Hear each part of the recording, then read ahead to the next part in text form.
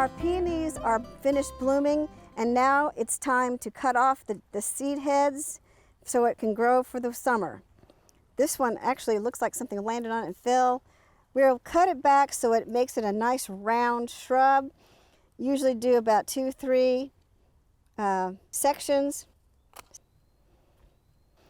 We'll cut this one back. There's one over here. There's another one here.